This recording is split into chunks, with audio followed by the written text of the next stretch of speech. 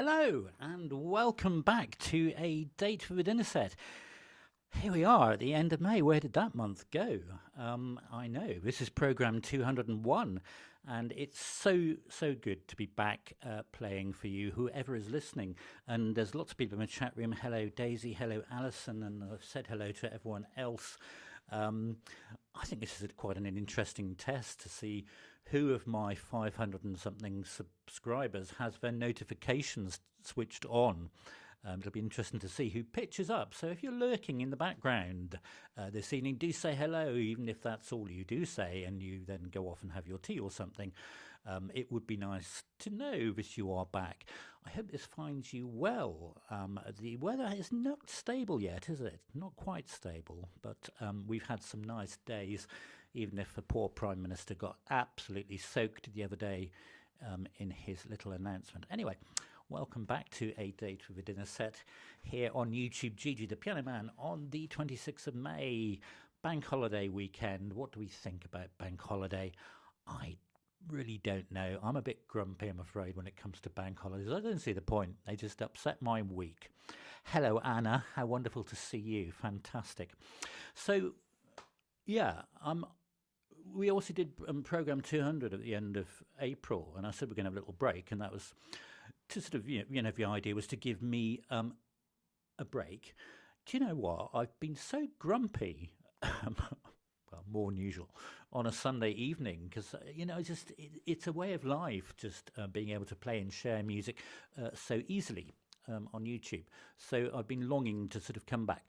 So we're trying to do a little thing here. We're doing a 45-minute program, 6 pieces. Hello, Martin. Hello, Jeannie. Fantastic. We're all here now. All the important people are here, and there's maybe some more important people lurking who don't want to say anything. Yeah, so a 45-minute and 6 pieces. The idea is to sort of slightly simplify the preparations and the preparation time and things. Somebody said to me earlier on, well, let's see how long that lasts before you make it all complicated and long again. Yeah, I'll give it about 2 weeks. You're probably right on that front. Anyway, I do hope this finds you well. As I say, our opening music this evening, we always have a bit of TV music. We've been doing that for nearly 2 years now on the programme. This evening, that little bit of music, very nicely dated to the 1970s, was the music that introduced the Dick Emery show. Do we remember Dick Emery? He was quite a talented chap, I feel, and I do remember as a youngster being allowed to watch that, even though it was just ever so slightly naughty at times. And as always, of course, I always get drawn in by theme music. But quite a character, and quite a character actor, I think, was Dick Emery. And that was the music for that series, which ran from 1963 right through until, I think, the early 1980s. Anyway, it was composed by somebody called Dennis Wilson, who also composed the theme music to Steptoe and Son, Rising Damp, Faulty Towers, blah, blah, blah, blah, amongst other things. So that was our opening one this evening. I'm going to have a sip of coffee. Old habits never change, do they, eh? And then we will launch into this evening's 6 pieces of music. Hello, Jaska. How wonderful to see you. Amazing. Are you in Finland? Do let me know. Oh no, we've had that conversation. That's next week. Sorry, I'm getting ahead of myself. What do we do? Drinking coffee, and then we're going to play.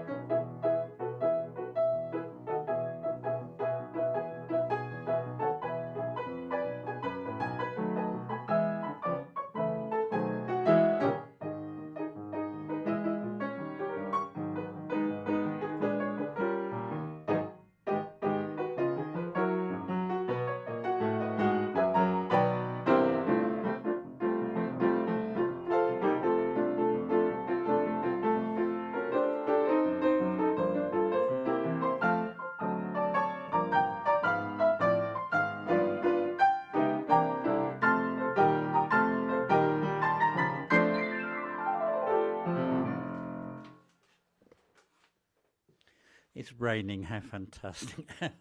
Thank you for that. Indeed, as Hannah said, first of all, and it was on the tip of Alison's tongue as well, that was another opening, another show. It seemed appropriate as we come back to a date with a dinner set from, of course, Kiss Me Kate, which was composed in 1948 by Mr. Cole Porter, and it's, I think, fairly well known, but it's one of my favourite musicals, that one, because every song seems to be an absolute corker. So Kiss Me Kate, first produced in 1948, and really that was Cole Porter's answer or slap back to Rodgers and Hammerstein's Oklahoma. That was his answer. And Cole Porter was really, really pleased. He was very ill by the time that he wrote this, and he hadn't really had a hit for a long time. So he was very pleased that Kiss Me Kate, in fact, was such a success. And in fact, it was the only one of his shows, one of his many shows, that garnered more than 1,000 performances. It was quite heavily revised just about the turn of a century.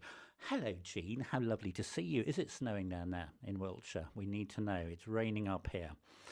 You never know. Anyway, that was our opening one. Another opening, another show from Cole Porter's Kiss Me Kate from Every Song is a Porter. Well, what did I say? Is that what I said? Every song is a porter. I don't know. I'll have to listen back to what I said. Every song is a winner. A port. I don't know. I don't know what I'm talking about.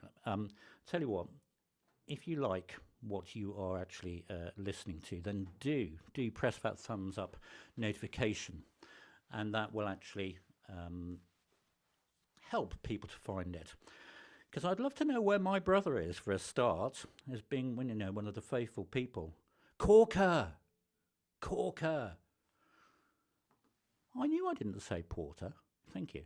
Corker. Every song is a corker in Kiss Me Kate. There we go. Now, I need to not look at that because we have a bit of a change of programme now, and when you hear what I'm going to play for our second song this evening, I think you probably will know why I've changed this from what I had intended to play. Anyway, do enjoy our second song this evening, Corker, not Porter, Corker.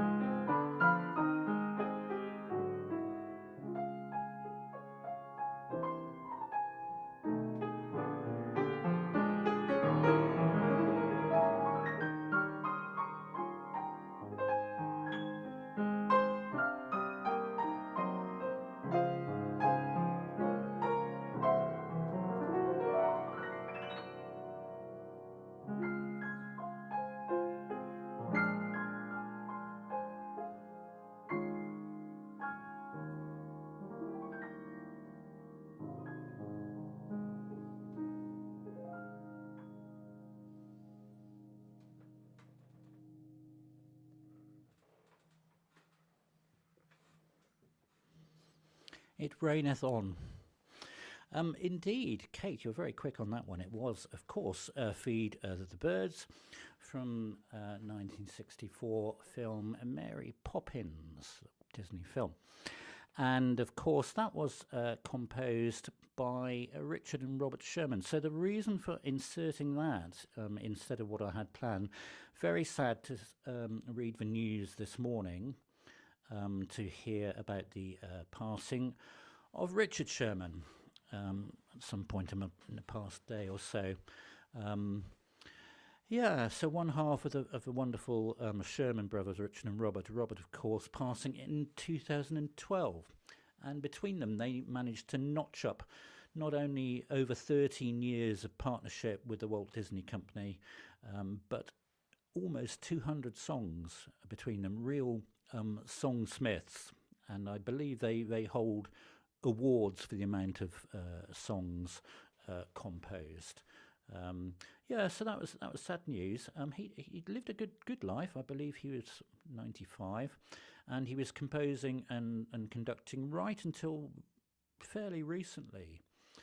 So Richard, of course, being the main music man with Robert on lyrics, but you know, as in most partnerships, they actually. You know, is a sort of, if you like, what are the one I'm talking about now? Corker. You know, you share ideas, and that's the nature of a good working relationship, isn't it? When you sort of can sort of help sort of complete the other person's sentence. Anyway, that was Feed the Birds from Mary Poppins. If, you know, Jill Turville had been here, she'd be telling us all sorts of other details that I haven't told you, like Dick Van Dyke's inside leg measurement, that sort of thing. Hello, Auntie Ros. Fantastic. You're out of luck, Auntie Ros. Mark and Judy haven't bothered. They've said they've had enough. So they didn't bother to tune in. They much prefer to be watching some cricket with a glass of wine or something. So it's just you representing the family here tonight, Auntie Ros. But thanks for that. Now, the reason I chose that one of all the Sherman song, yeah, so that was to commemorate the wonderful life of Mr. Richard Sherman, was that apparently, and they say this in their autobiography, that every Friday afternoon when Walt Disney had been a bit stressed and had only managed to smoke about 100 cigarettes that day, he would get in his resident musicians, in other words, Richard and Robert Sherman, into his office where there was a piano, and that would be the song that he requested to be played to calm him down, Feed the Birds. So there you go. You heard it here. We will move on with our next piece of music.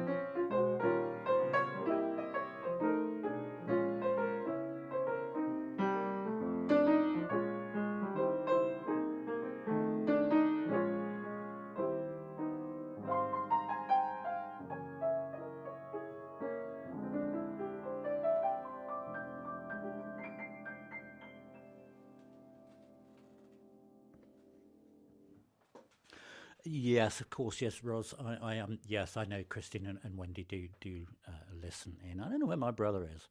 Very cross about that. No. Yes. So who was first? Hannah, closely followed by Mum. That's Hannah's mum, not my mum, obviously.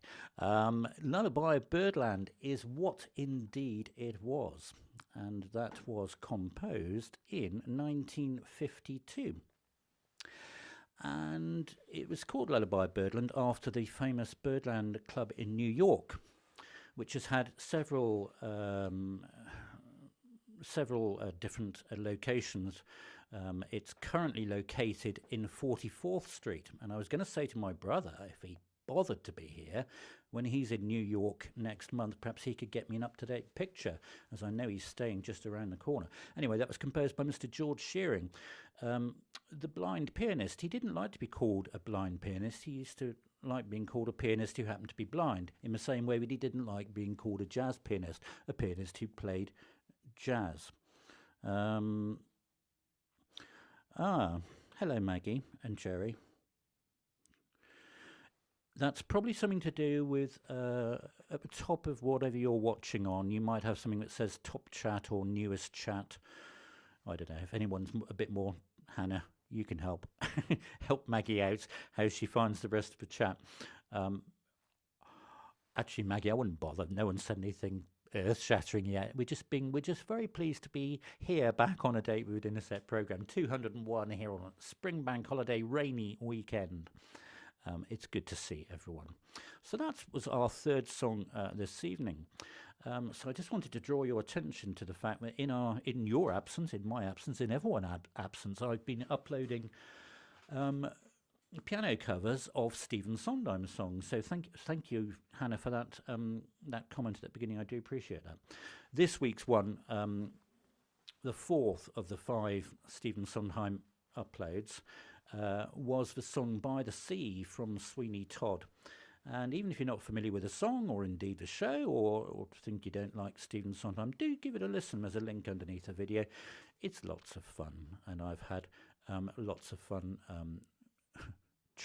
trying to learn how to sort of do a cover of complicated songs by Mr. Sondheim.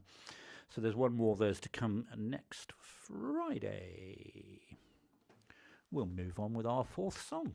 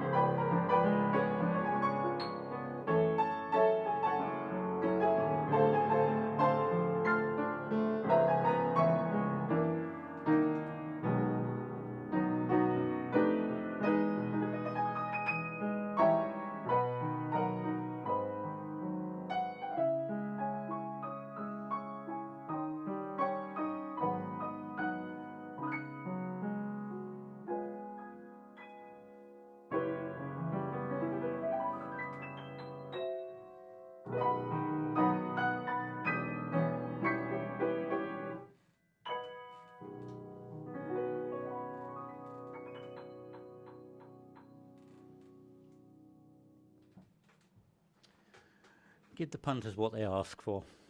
It's a good job my brother wasn't here, actually, because he normally chucks in at least 4 incorrect answers for each song. Yeah, managed to, be a bit too clever there, actually, by putting a little bit in. I did actually end up playing almost all of them, but you never know. Consider it my early Christmas present to you. But that was, of course, what you failed to say in amongst, saying what it wasn't, was the song Maybe from the musical Annie. 1977 is the date on the tip of your tongue. And I think it's a very, very lovely ballad. It's one of those, sort of very famous ways of sort of, telling a story. I wish I was somewhere else. I wish I had a better life, sort of thing. That's the story of that song. Composed, as you saw there briefly, by Mr. Charles Strouse. I'm glad we polished his piano for him to do that. I was very surprised. I didn't know that Charles Strouse, he's still very much with us. I think he's 96 in a few weeks' time, actually. He's composed over 28 musicals. 28! I know, it's incredible, isn't it? Including Bye Bye Birdie, Annie, I think, being his most successful one. So, as I say, that was a nice little sort of interlude of a ballad. So I hope you enjoyed that one, even if it did morph into a little bit of have yourself a merry little Christmas. Now look, obviously it's exciting enough to be May the 26th and a date with a dinner set returning, albeit in a slightly truncated fashion. But as if that were not enough excitement for you on one day, guess what? It's National Paper Airplane Day today, May the 26th. How exciting! Isn't that exciting? I do like to find something to celebrate, each time. And our friends across the pond in America always come up trumps, no pun intended, with something to celebrate. And you can almost guarantee that there's going to be something food related. Sometimes we choose those, but sometimes not. I think it's blueberry cheesecake shake with chips day or something today. But I thought it was perhaps more fun to think about National Paper Airplane Day. And when we had children many moons ago, I always thought, I would sort of be able to do the things as a father that my father used to do with us 4 boys. And one of the things my father was extremely good at was making paper aeroplanes that actually flew properly. And it always baffled me that my brothers were much better, but whenever I followed the instructions without a tantrum, I'd have to say, it never seemed to be, mine never worked. It just sort of flopped on the floor. And so I was never able to fully demonstrate that to my 2. So whenever I hear the words paper airplane, I always think of my father's streamlined, amazing things that flew for probably about 20 minutes over several continents. Might be an exaggeration, I'm not sure. So we're going to move on with song number 5 this evening. I must have some coffee. I can hear it going cold. Yeah, hear it going cold.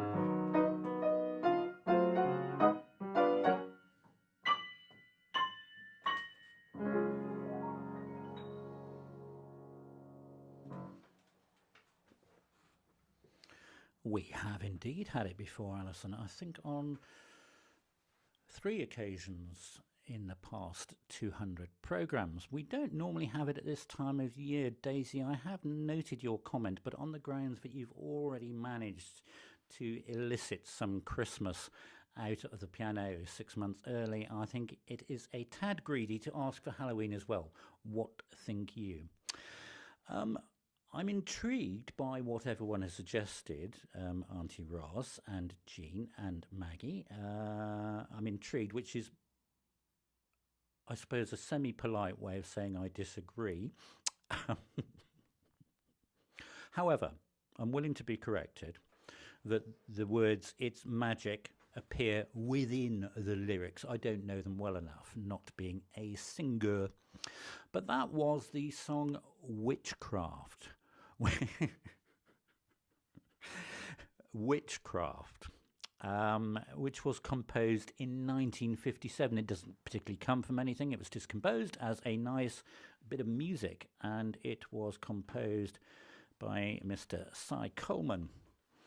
And Cy Coleman, of course, who famously composed, amongst other things, well, Sweet Charity was his great big musical. I'm not sure why I said great big musical at that point, but I did. But he also composed, what else did he compose, Cy Coleman? City of Angels in the 1980s. A very wonderful pianist and composer. In fact, he was a child prodigy pianist. He certainly was. I was going to say something else about Witchcraft. Oh, well, only that we normally do have it at Halloween, and I look back in my list of everything what we have played here on A Date with a Dinner Set, and in actual fact we have only ever played it around Halloween because of the word association. But why not? It's a great standard, and of course a great big hit for Frank Sinatra, very famously part of the Capitol recording sessions. You saw a few images from those there, and I really do like the bounce of that tune. Frank made it his hit. I don't think it was particularly composed for him, but he was the first to record it, and lots of people have recorded it since, of course. So just before we move into our final piece of music this evening, I know it goes quickly, doesn't it, when we only have 45 minutes. If you've happened to crop upon this and you're not subscribed, then please do subscribe. And to the rest of you that do like, comment, share, do tell everyone who's missed it. When you are subscribed, do check you have notifications on, because if you had the notifications turned on, then you would have known that the stream was starting. So that's a very interesting thing, isn't it? There we go. Now look, I did say in the little advert for A Date with a Dinner Set returning that not only were we going to just slightly shorten it as an experiment to 45 minutes and 6 pieces, well, what I want to do each week is to end in a slightly different way. And rather than commit myself to giving you a new piece of music every week, which we had been doing, it's not always the time to prepare that. I thought let's leave it as a sort of potluck scenario. So the final song each week could be a new bit of music. It could be a request. I already have one request in the bag from my absent brother, actually. So if he deigns to turn up again, he may get that request. It could be a piece of classical music, something quirky. It could, of course, be all 4 of those things. Our final piece of music this evening, I'll tell you more about it afterwards, which, of course, is the motivation to stay tuned all the way through, even if this is new to you. This piece of music is quite wonderful, I think, and it's been on my sort of periphery, skirting around my head for a long time. It was quite hard to track down some notation for it, but a pianist on YouTube has done his arrangement of it, which is what I'm going to play this evening. It's a very moving bit of music, and I'll tell you more about it. It comes from a film. You may recognise it. You may not know its title. I don't know. But I think you will like our final bit of music this evening. So I will play this. and then tell you a little about it before we shut the kitchen down for the evening.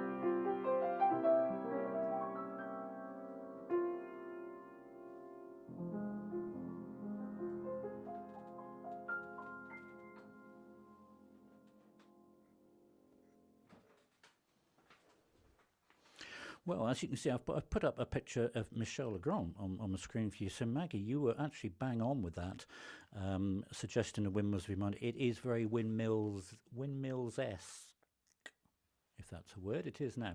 A few years earlier than Windmills, actually from 1962, and it's a piece of music a song called Without You, Sans Toi, and it's from this film, Cleo from 5 to 7, which is a French art film from 1962. I know I hadn't heard of it either. I read the plot and it's incredibly depressing. And I thought, oh, well, I won't be watching that. But that doesn't stop, of course, that piece of music being really, really good. And there's lots of versions of it being sung on YouTube. So if you want to hear it how it should be done with the words. It is incredibly moving. I warn you, it is on YouTube, Sans Toi by Michel Legrand. So there we go. That, bizarrely, is the end of our program, because we have now shortened, well, I have shortened temporarily probably, the program to 45 minutes and 6 pieces of music. Do share it on. Do tell other people what they have missed. They've missed some witty banter and the occasional right note of out of tune piano playing. It does need tuning, doesn't it? Yeah, we'll sort that out. But thank you very much for coming back to A Date Within a Set. It's so good to be back. It really is. I've been so grumpy the last 4 weeks. So I do wish you a very good bank holiday, and obviously the week that is to come. Keep an eye out for the final Stephen Sondheim upload on Friday the 31st, and I hope you can join us again next Sunday as I welcome you to A Date Within a Set. Do take very good care of yourselves. Thank you so much for listening and being here with us this evening. Good night.